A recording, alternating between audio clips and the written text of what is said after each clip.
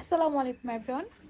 কাঁচা আমের সিজন চলে এসেছে, তাই আমিও চলে এসেছি কাঁচা আমের একটি রেসিপি নিয়ে। আজকে আমি আপনাদের তৈরি করে দেখাবো কাঁচা আম দিয়ে একটি মজাদার জুস। আর এই জুসটা খেতে বোরহানির চেয়েও বেশি মজা। আপনারা বুঝতেই পারবেন না আপনারা বোরহানি খাচ্ছেন নাকি জুস খাচ্ছেন।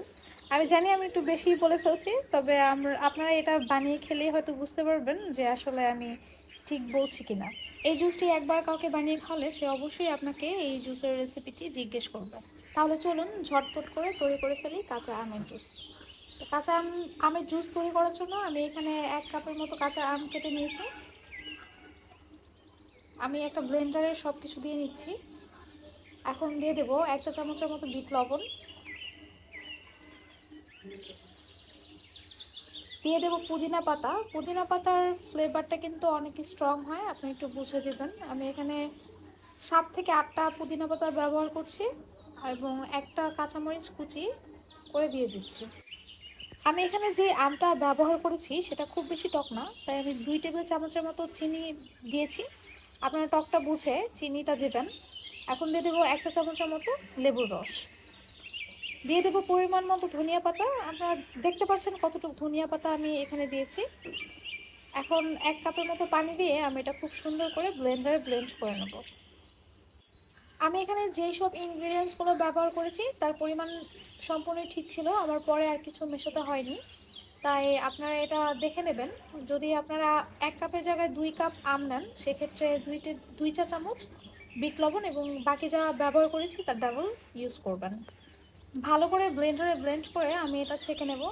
অনেকে এটা ছাঁকে না এই জুসটা, তবে আমি সাজেস্ট করব ছেঁকে নেওয়ার জন্য, কারণ জুসের মধ্যে দানা দানা ভাব থাকলে সেটা কিন্তু খেতে খুব ভালো লাগে না। যেহেতু আমি এটা ছাঁকবো তাই আমি অনেক বেশি সময় নিয়ে ব্লেন্ডারে ব্লেন্ড করিনি। যদি অনেক বেশি সময় নিয়ে ব্লেন্ডারে ব্লেন্ড করতাম তাহলে হয়তো এই দানা দানা ভাবগুলো আরও কম থাকতো।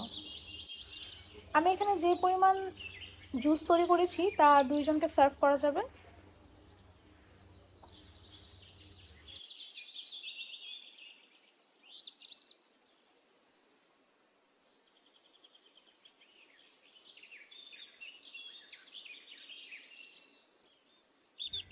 এখন গ্লাসে কিছু বরফ কুচি দিয়ে আমি এটা সার্ভ করে নেব। এই জুসটা বানিয়ে না খেলে হয়তো আপনারা বুঝবেন না আসলে এটা যে কতটা মজার। আমার কাছে এটা বোরহানির মতোই লেগেছে, আমার কাছে বোরহানির চাইতেও বেশি মজা লেগেছে। আর এটা কিন্তু অনেক হেলদি একটা ড্রিঙ্কস, আপনারা এটা ট্রাই করতে পারেন।